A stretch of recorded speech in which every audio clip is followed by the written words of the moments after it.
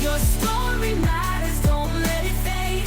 When everything changed, you were made. Welcome back to the One Stories podcast. I am here with Jen B. Welcome, Jen. Thank you, Wendy. Excited to be here. It's just good to see you again. We just came off of an event we were both at, and that was Yes. kind of fun. We were both on stage, and yeah, it was a lot of fun. So I want you to introduce yourself to everyone who's listening. Tell them who you are and a little bit about what you do. Yeah, and I'll just make this clear that before we go super far, the event we were at was actually your event, my friend. So Yes. Legendary Women in Business, it was super epic about 10 days ago, and just a community of support and love in that one room was something I'm still feeling today. So Love my it. name is Jen B, and I live actually right outside of Denver, Colorado, and I support women entrepreneurs. I empower women entrepreneurs to get out of their own way and create a business of impact and income that they are worthy of. So for me, that typically looks like releasing money stories that don't serve us, stepping into visibility, which I say a business we don't talk about. It's called a hobby. Hobbies are fine. They don't pay our bills. And then also creating offers and follow-up strategies that convert for them. So what's interesting is because your one story that we'll play after this interview tells a little bit about your why. Obviously the one plays into the why. But if you Yeah. can kind of give a little bit more insight into, just dig a little bit deeper about when you started the biz, like this part of your business and Yeah. what that was like for you. Yeah, and I'll go a little bit into that. I also will reflect a little bit on an activity I did in a community that I found something very interesting that also will connect into my one story. Yeah. But ultimately, I would say that, I was an HR manager and director for about 14 years, followed the typical corporate ladder. But I knew there was more. And sometimes when you know there's more, it doesn't mean necessarily you have the most clarity as to what the more is, Yep. but you take the risk. You find your people. You believe in something maybe that you kind of can't really see just yet. And so when I first went into entrepreneurship, I was a life coach and I was supporting women, who were in corporate, outside of corporate, mothers, etc., all to release limiting beliefs that weren't serving them and step into their best life. And through that, then in 2024, after having a very difficult 2023, I ended up creating a six-figure business in 6 months. Now, that sounds awesome, and it is, but I think what part of what I want folks to hear is that I think many times we have the answers within us and we have the pieces. I just had to determine what arrangement of these pieces made sense for me. And I call that alignment. And so when I stepped into that, that was the outcome. And then because of the circles that I run in, for lack of a better word, I started getting asked, like, how'd you do it, Jen? Like, what's the magic there? And I tell people there's no magic to entrepreneurship. It is literally about the reps. It is about getting up every day, about having one more conversation about relationships, community, etc. And so now this is where I've stepped into supporting women entrepreneurs as of the middle, really, of 2024. So that is the story. Um, to take you a step back, and I talk about this in my one story as well, there's a mentor that I asked myself his question that he asked me 14 years ago almost every day. And the question is, what will you be known for? And so for me, that's living in a life of alignment and creating a business that has a ripple effect Mhm. because I know that we will all have our last day. And so what continues to be after that last day? So that's something I keep front and center almost every single day and in the decisions I make in my business. I kind of leaked that I kind of came across this realization just a couple of weeks ago as somebody asked me like, Jen, when you think about creating your business, why did you do it? I think if I go back, deep, deep, deep, it's because I needed community. And the communities that I was stepping into, I still felt like I wasn't quite understood in some of those communities. So I was like, well, maybe just go create your own thing and see who shows up. And that's truly the reason why I step into the work that I do every day. It's so that as people who support and get one another and feel connected, we get to do this work together. So yeah, I know most entrepreneurs start their business for freedom and these kind of things. I think for me, it was just a place of being understood. It's fascinating to me because honestly, the event that you went to, Legendary, I mean, it used to be called Warrior Unchained, and I created that because I needed that event for myself. And I had no Exactly. idea what the hell I was doing or how to anything of it. But I knew it's what I wanted. That was the event I wanted to step into. So I'm like, I'm just going to create it. So I think maybe unknowingly as entrepreneurs, we do this and don't really think about it. Like, who do we want to call in and who do we want to serve? They Hmm. talk about, we teach most what we need to learn ourselves. And Right. sometimes that's the community piece. Yes. Entrepreneurship, it can be very lonely. So it's 100%. great that you kind of like had that aha moment, like to create the community. You've built quite a community around you as well. So let's Thank you. talk about some of the things that you do offer. I mean, obviously, like your Dare to Be community, and if you want to talk a little bit about that. Yeah, absolutely. Most of the work that I do is in community. So my bread and butter, what I love through and through, is group coaching. So for me, it's an environment where, yes, as a coach, I come in and yes, I have a lived experience, but I love it when there's multiple different women in that room. And now we have 10 lived experiences. Now we have 12 lived experiences. And for me, that's what changes the game. One-on-ones are fine. I will have a couple one-on-one clients that I typically carry on, but group coaching is really my jam. Addition to that, last year I was kind of in this situation where I was like, I really, really want to find a community where relationships are key, like that. That's like the core of our businesses. But I also see how often women entrepreneurs are stuck in their money mindset, and unfortunately, Yeah. women entrepreneurs on average make about 62 cents per dollar.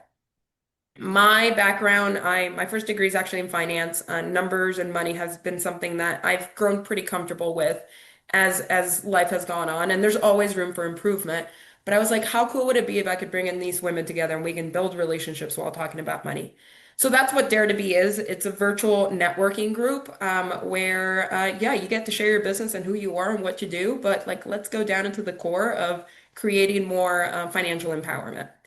And then the third thing that really brings me a lot of joy in like a group setting is retreats. And I do host those as well, typically twice a year. And they are women entrepreneur business focused. But again, what makes me, I think, a little different than maybe a typical business coach is I'm always going to start here and here. So for me, that looks like releasing and integration and sound bowls that I usually bring in facilitators for before we get into masterminding and strategy. So that's my bread and So butter. Yes, go ahead. yeah, and she was mind and heart. So 'cause I can't see you, but Yes, like mind mind and and heart, heart. she That's put right. mind and heart. Yes. Yes. And what's really great about what you do is because a lot of times we think if we're building community or we're networking, we have to only build the relationships and not talk about the money because we are business owners. Hmm. And I think women, we shy away from that. We want to give, give, give, and then we give everything away. And then at the end of the day, we're wondering why we're broke and not successful. Right. And that doesn't serve anybody because at the end of the No. day, then a lot of what I call the itty bitty shitty committee gets a lot of ammunition because we're doing all these actions and doing all these things, Yeah. yet it's not monetizing. Yeah. And a business that isn't monetizing is not sustainable. And so where my mind goes ultimately at the end of the day is we can't serve the people that we're here to serve long term if we're not staying in a business every day just by being able to take care of ourselves. Yeah. So Yeah. I got to ask, have you gotten any pushback just because of like bringing the money piece in? Are some entrepreneurs like, oh, Jen, I don't know. I don't think I want to talk about the money stuff. That feels funny to me, or they're not comfortable. I've never had this conversation with you. I'm just kind of curious. I mean, is that conversation going on? I am sure. Mhm. Is that conversation going on around me? No. Mhm. And so what I will say is, yes, I hear about discomfort and money every day. There's a Yeah. reason I created this. It wasn't because we were like hip hip hooray, like we love money as entrepreneurs. It Yeah. was like because it was a struggle. And I know about the struggle and I hear the struggle. And for me, doing this kind of work, even before you tell me there's a struggle, I probably can hear there's a struggle based on the words you're using. Okay. Right. Um, but I technically haven't gotten any significant pushback. I will also share with you, Wendy, that I think by the time that people take a step close enough to me, they kind of know what I stand for. Right. So I don't get a whole lot of things regarding alignment and what I talk about that I got a lot of pushback on. Right. Now, there's a part of me who knows that there's way more to come. That's my big dream. And I'm sure it'll happen because that is life and we have difference of opinions. And that conversation will be had when that happens. But yeah, I again, so passionate about this topic, or as I say, pissing it, pissed off that women don't make enough and passionate about them making more. Because I know that money is one of the greatest ways that we can create freedom in our life, freedom of choice, freedom of options, freedom of relationships, whatever it might be. So for me, that's where that root comes in.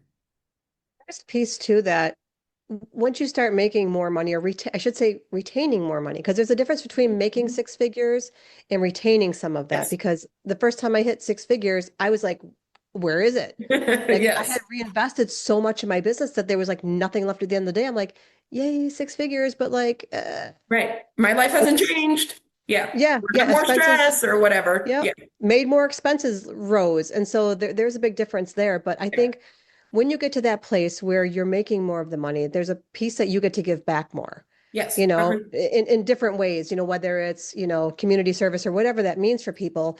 But I mean, there's that opportunity too. And Mhm. I like that when women especially get out of our own freaking way to make more money and not look at it as it's greedy or whatever the story is we tell ourselves, right? Like Right. all of that stuff, then we get to give back more.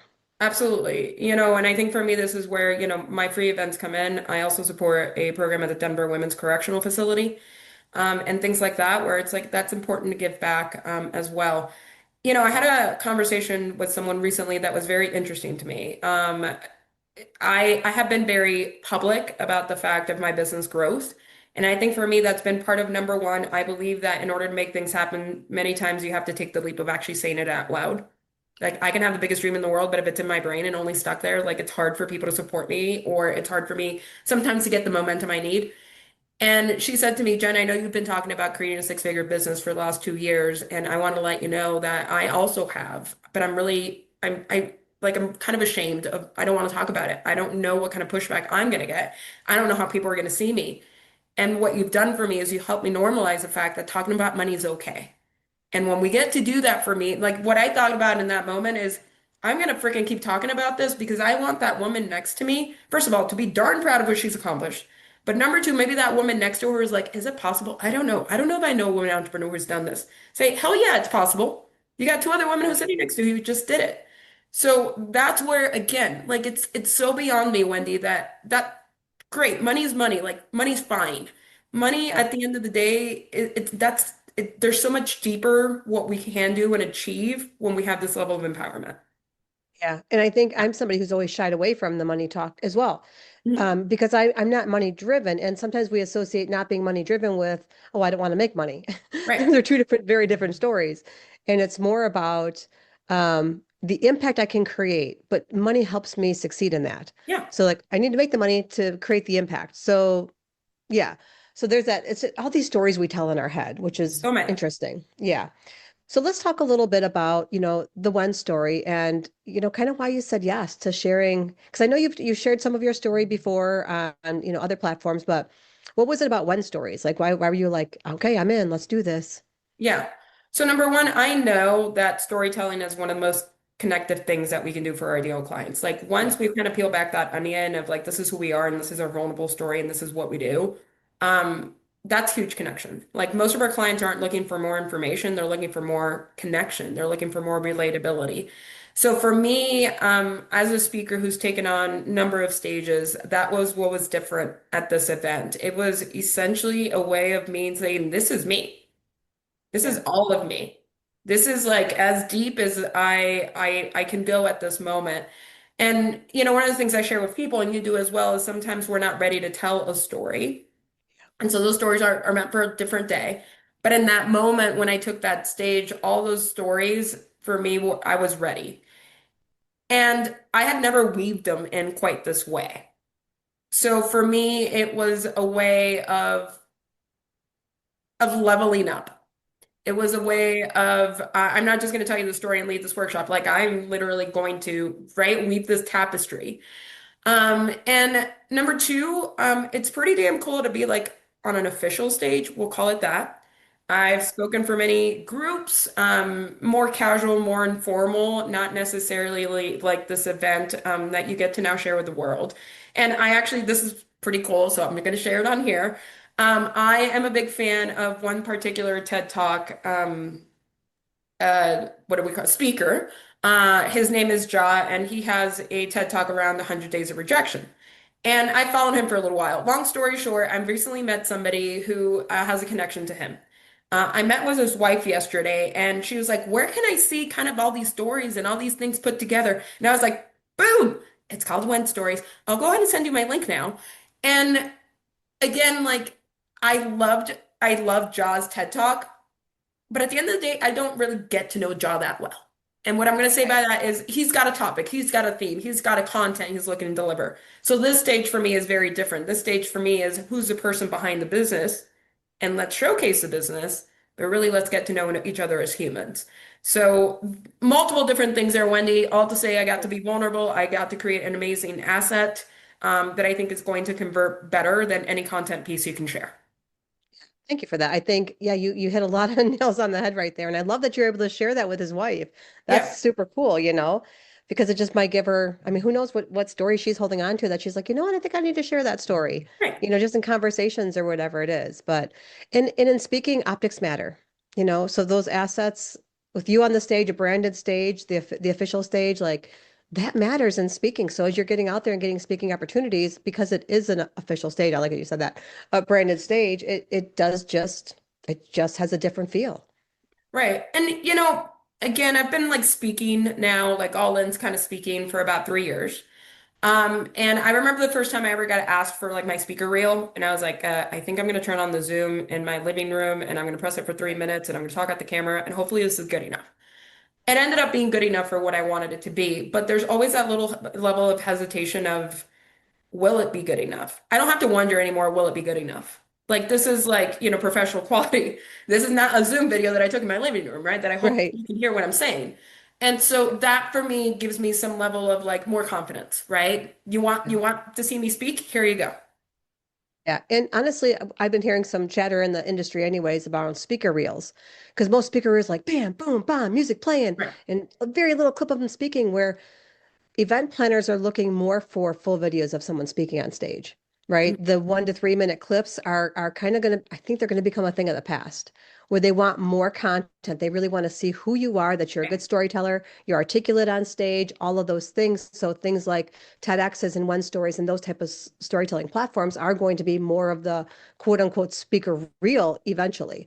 And I'm already seeing that and hearing that from event planners saying that, hey, when they've got a full video that I can watch, like, dude, that's then I know, because they're talking about risk mitigation. They want to make sure that it's not just this quick little clip of Gen B speaking and, oh, that Mhm. sounds powerful. But then you get on stage, you're like, well, That was a I mean, not flop. that you would do that, of course, Right. right? But I mean, not that you would do that because you're a very dynamic speaker, Well, of thank you. course, Yeah. but But it's a yeah, different, I think, between marketing, which again, speaker reel, make it fancy, make it yep, buzzy, make it like in your face kind of thing, versus yeah, like human, connective, articulate, yep. like you said, right? This is more of the real experience that I'm going to get. So yeah, that's and then the other thing I'll say, and I know this as well as a coach, hooks matter. And frankly, when everything changed, it's a pretty damn good hook. So, Yeah. so I take you there for a moment. And when I did just that line at Creative Con, the event that we were for the Wen story, I was actually surprised because I had a number of people come up to me and I was like, I can't wait to hear the rest of it. And I'm like, literally, I gave you like 2 sentences. They're like, I can't wait to hear. I was like, wowza. Like to Yeah. me, that was a moment that, yes, I know the importance of them, but I hadn't felt it till then. Yeah. And I've been seeing it. I was asking my clients that. That's why it became One Stories, because I was asking that question when they were stuck on around finding stories. I'm like, okay, tell me a moment when everything changed. Yeah. And then bam, they'd have an idea. There was, oh, there's this pivot. There's when this changed. And that's why it became that. And yeah, to your point, like when everyone got it, so I'll explain to the audience, when we were at Creative Con the night before, or 2 nights before we did the actual One Stories, the creator of the event, Julie Locum, she says, hey, just have all your speakers get up and like tell a little bit about their story. And I said, we're just going to start with the hook. We're going to start with when everything changes. Just Mhm. give that line and then let it drop. And Right. I got the same comments back. People were like, oh gosh, I'm coming on Sunday for sure now. So yeah. Awesome. Good. Yeah, so right after this is going to be Jen's one story. You get to hear her full story and her I just think your story is so unique with the bow tie and everything you talk about in Martin, and it's a great story. So I mean, obviously all of Jen's links will be noted in this podcast, but just for someone listening, where can they find you? Where's the best place to connect with you? Yeah, so I am pretty active on social media under Coach Jen B, and I've grown a TikTok channel in like the last 120 days. So I will be found on the same there, but just all things grow with Jen B, and it's like the thing that buzzes. Yes, BEE. So other than that, probably at some of Wendy's things. Right? Yes. Yeah. So thanks again for the interview, and everyone who's listening. Stay tuned for Jen's one story coming up next. Your story matters, don't let it fade. When everything everything changed, you were made. When everything changed, my wife said, "Babe, everybody knows." Let me take you back for a moment. I am the kiddo of 2 Cuban immigrants. My father was a political prisoner in Cuba, incarcerated and sentenced to death for standing up for his beliefs against a dictator known as Fidel Castro. Now, through a combination of good luck and hard work, he was liberated after 12 years. My parents got amnesty from the US government, and then they traveled to the States. When they got here, everything was scary. The food, the people, the money, the jobs. And as I grew up, that same level of fear would be passed down to me. At my age of 8, my father's health started to steadily decline. He was sleeping all the time. He could barely hold down food. And after 2 years of my mom's nagging, he finally went to the doctor. Shortly after his appointment, the phone at home rang. And as the only English speaker in the house, I picked it up. The medical professional said, "Tell your dad to immediately come to the hospital." My father had just been diagnosed with terminal kidney failure. I would soon find out that he didn't want a transplant, so through the lens of a young girl, that meant that I knew my dad would never walk me down the aisle. He would never be a grandpa. And during this time, I started to cope with one of the few ways I knew how: food. You see, coming from a Hispanic household, when we were happy, we ate. But when I was sad, I ate. And when I was angry, I ate. And when I felt not like I didn't belong, I ate. And the more I ate, the more weight my body put on. It was also during this time that I started to realize that people will judge you. They will judge you for your weight. They'll judge you for the color of your skin. They will judge you for not fitting into gender norms. And later on in life, I figured out that people will judge you for who you love.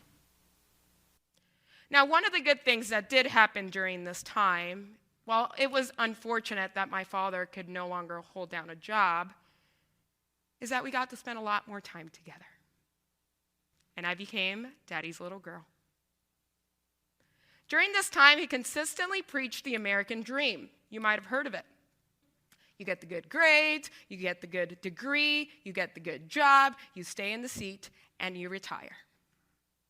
And, well, I was well in my way. In fact, I am super proud to say that I'm the first one in my family to graduate from high school. And I was accepted into my dream university, the University of Florida. Yes, I'm a diehard crazy Gator fan. Go Gators. But that first semester in college, my phone rang. My mother on the other side said, "Your dad's health has consistently declined. He's back in the hospital." I mean, Dad had been in and out of the hospital so many times before. He's going to come out again. But October turned into November, and November turned into December. And I rushed through my finals, and I headed back down to Miami, Florida. And when I stood in his hospital room doorway, he didn't recognize me. He didn't remember my name. He didn't remember that I was his daughter. 2 days later, I showed up back in that same hospital room. He wasn't there. The nurses said, "Your dad is down at ICU," and when I went to see him, I didn't recognize him. He was hooked up to all kinds of different machines. And it would just be a matter of days before my mother and I had the very difficult conversation to let him go. But it was me who ended up signing his DNR. Letting my rock, my best friend, the man that I looked up to, my father, go just like that.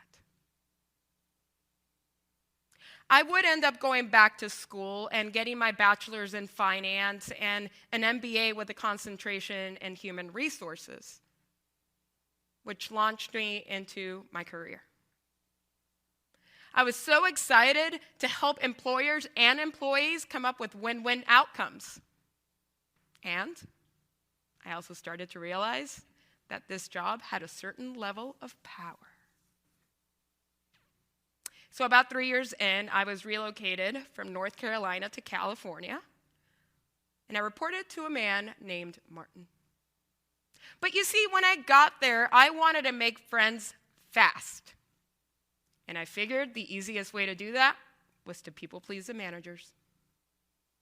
Many of them had long lists of employees they wanted to get rid of. They wanted to let go.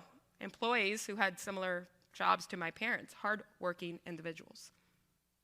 And I was their yes girl, signing off on every single one of those. About 4 months in, I ended up going into Martin's office. I was looking for approval on yet another termination. And I walked in, and I put the paperwork down, and I moved it towards Martin. And he moved it right back. And in that moment, he asked me a question that would forever change my life, as it might also change yours. He said, Jen, what will you be known for? What will you be known for? I was 28, I was annoyed, I wanted to get out of his office, just review and approve the paperwork. But I went back to my office. I made a different decision for that employee. And about 2 months later, we're all being corralled into this unexpected manager meeting. I'm looking around the room. There's no Martin. I'm texting him. There's no reply back. And then the head manager at the end of the table says, Martin was killed last night in a car accident. He never made it home. And just like that, I lost my mentor. I would continue building my human resources career, but about 10 years in, I started to feel disillusioned. I started to feel that oftentimes we put processes before people, that we take the human out of human resources. And I started to feel like a problem in the gender pay gap that is so obvious in this country, where men negotiate for better work terms and women say, thank you, when can I start? So I set my sights to retire at the age of 50, but as the years continued to roll by, the need to leave became even more urgent. And that's when the universe tossed me my next curveball. You see, I was part of a fitness community, and I had a friend there. And she says, you should connect with my other friend. Sure, okay. What I knew about her is that she also had a food story. Me, overeating to cope with my emotions, and her, undereating for control. So we both jump on this 1-hour phone call, witnessing each other's stories, and then she says, we should start a business together. We should start a business together? I mean, I was well on my way to the C-suite, highly promotable, with a 6-figure corporate income. What is up with this question? But I leaned in, and she gave me enough of a vision and a dream for me to actually leave corporate America a year later, taking a bet on myself, risking my corporate job, and leaving it all behind. But it also happened on my father's 21-year death anniversary, which I saw as a guiding light. Now, here's the thing. Here's the thing that no one will tell you about entrepreneurship. It is the biggest personal development game that you can ever sign up for. And the universe tossed me my next curveball. I was invited to a gala at my local chamber, and it had a theme. The theme was boots and bow ties. And I'm a woman who's worn many of them to corporate events, to fundraisers, to other galas. And that night, as I was getting ready, combing through every one of those bow ties, all of them looking back at me, I had one question looping on my mind. Can a woman of color, who is also gay, be a successful entrepreneur? So I closed that drawer, and I headed down and out of my house. But my wife stops me in the kitchen. And she says, "Babe, where's your bow tie?" And I said, "Babe, I can't get myself to wear it. What if they find out I'm gay?" And with enough sarcasm to prove her point, she said, "Babe, everybody knows." And while that might have been the truth, in that moment, I was stuck in 3 stories. First, the story of survival, the one that I had worked my entire life so hard for, the corporate America dream. Who did I think I was to leave it all behind? The 6-figure income, the 401k, the benefits. That story loudly said, don't take the risk. Go back to corporate. Then the story of identity, the one where I actually had come out as a gay woman at the age of 19, married the love of my life, and created a family with 2 foster to adopt boys. But that story also reminded me of the many slurs spoken at me in the streets by strangers. The many friendships I had lost because they didn't support my lifestyle. And the job offers I didn't get because I was gay. That story said, be invisible. Go back in the closet.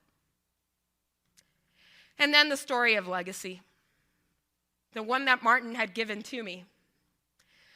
The one that reminds you how everything can change so quickly and how an ordinary day can be your last and how your next breath is not guaranteed. That story loudly echoed, what will you be known for? Now, I'd love to tell you that I went back upstairs, I put on a bow tie, and I left the house that day, but if I did, that would be a lie. That first year in business cost me almost everything. It cost me my worthiness, it cost me my self-trust, and it cost me my clarity. Now, one of the good things that did happen is that I realized this business partnership I was in didn't actually serve me. So we ended up parting ways. And for the rest of 2023, I was a solopreneur. Now, for 2024, this was going to have to be my make it or break it year. I was either going to have to figure out this entrepreneurial stuff, or I was going to have to go back to corporate. And I'm very proud to say that in the first 6 months of 2024, I built a 6-figure business as a life coach. And very quickly started getting asked by my peers, Jen, what's the magic? How did you do it? First off, my friends, there is no magic. But I did host my first ever business workshop to share my insights, and then my first business coaching program to help women entrepreneurs to do 3 things. Number 1, show up in your business, because a business we don't talk about is called a hobby. Hobbies are fine. I just don't expect them to pay my bills. Number 2, create irresistible offers that help them to share their gifts with the world. and create impact and income. Number 3, my favorite F word, follow-up. See, women entrepreneurs leave more than 40% of their income on the table due to insufficient follow-up. And as I was coaching, I started to see a familiar trend. One I had also seen in corporate. One where women leave money on the table. In fact, women entrepreneurs only make 62 cents to the dollar. Not because we're not capable, but it's often because we discount our prices, we don't stand in our worth, and we inherit the many money stories that do not belong to us. So I decided that I'd start my own networking group, connection group, helping women entrepreneurs to show up, talk about their business, and talk about the money stories that often keep them stuck. I'm very proud to say that in just about 9 months, that networking community has grown to 70 members. And today, I'm a multi-six-figure business coach, retreat leader, and speaker on a quest to help women entrepreneurs make more impact and income. Now I'll take you back to one more place. October of 2024. You see, I'm part of an organization that I am very proud of, one called Polka Dot Powerhouse. And there was a gala in October, and my name had come up as a nomination for an award. Gotta tell you, I considered that outfit so many times. Would I finally show up as bold as a bow tie, or would I consider to stay hiding in the closet? That night, as I sat in that room, I heard my name over the surround sound. And cautiously, scared, not knowing what would be next, I took those steps up to the stage to receive that award. And I did it with my bow tie. In that moment, I realized that I wasn't just accepted, that I belonged. That bow tie for me became my marketing superpower. It became my ability to be relatable, to connect with others, and to be vulnerable. And I'm here to remind you today that you are worthy of being unapologetically you, that you are worthy of creating the business of your dreams, and that you are worthy of impact and income, and that you are worthy of telling your story. There is somebody in this world right here, right now, who is waiting for you to tell your story. Not the perfect version, not the polished version, but the real, authentic version. And when this little game starts to play with you, called the when-then game, sounds like this. When the kids grow up, then I'll chase my dreams. When my business is legit, then I'll show up. When I make enough money, then I'll take the risk. I'm here to remind you, there is no magical then.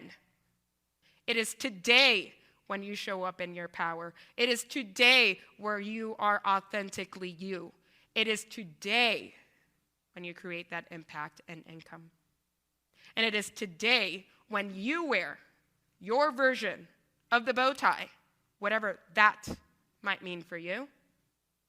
And it is today that I ask you, what will you be known for? Thank you. Your story matters.